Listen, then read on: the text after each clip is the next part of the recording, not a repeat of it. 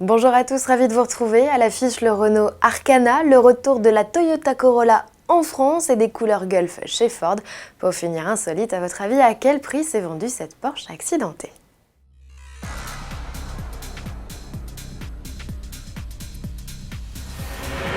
Renault débarque sur le segment des SUV coupés, c'est le premier constructeur généraliste à se lancer sur ce marché largement occupé par les constructeurs premium. L'Arkana va d'abord investir la Russie début 2019 avant de partir à la conquête des marchés asiatiques et sud-américains. Et l'Europe, Renault n'en parle pas encore, mais une adaptation est tout à fait plausible, surtout si les critiques sont bonnes. Après tout, le pick-up Alaskan a bien débuté sa carrière en Colombie avant d'être commercialisé sur le vieux continent.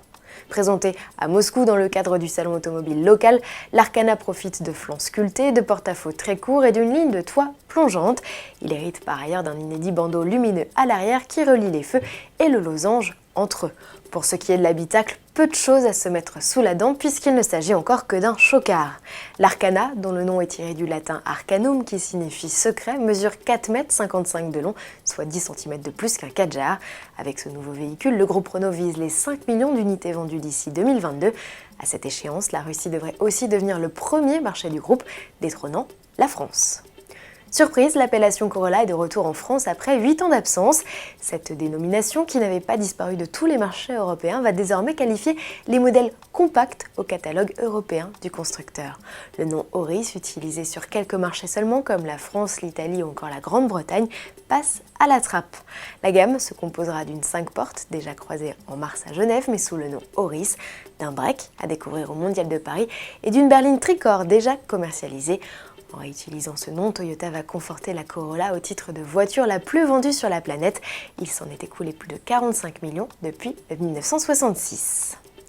Les couleurs de la marque américaine de lubrifiant Gulf font leur retour sur une Ford. En hommage aux victoires de la GT40 aux 24 heures du Mans, le constructeur américain a décidé de proposer quelques-uns des derniers exemplaires de sa sportive, la GT, avec cette livrée mythique. 2 packs sont proposés aux heureux propriétaires. Le premier, commercialisé en 2019, rendra hommage à la numéro 9, pilotée par Pedro Rodriguez et Lucien Bianchi, victorieux de l'épreuve en 1968. Le second, vendu dès 2020, mettra à l'honneur l'équipage de la numéro 6, composé de Jackie Hicks et Jackie Oliver, vainqueurs de l'édition 69. Jantes noires de 20 pouces avec étrier de frein orange, rétro argenté, volant en Alcantara, siège au dessin spécifique et plaque d'identification complètent le style de la sportive au V6 de 656 chevaux. Dévoilée sur le circuit de Laguna Seca, la Ford GT Heritage Édition Gulf succède aux éditions 66 et 67, hommage aux victoires de Ford au Mans en 1966 et 1967. Restons aux États-Unis pour finir. Dans le cadre de la Monterey Car Week, de nombreuses ventes aux enchères ont été organisées.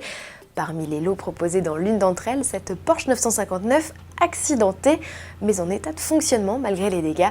Le propriétaire a tenu à le démontrer aux futurs acquéreurs, une vidéo qui a visiblement fait mouche, puisque malgré son avant défoncé et sa roue en moins, la sportive s'est vendue près d'un demi-million de dollars. Il faut dire que le modèle en question était une édition confort de 1987, construite à seulement 294 exemplaires.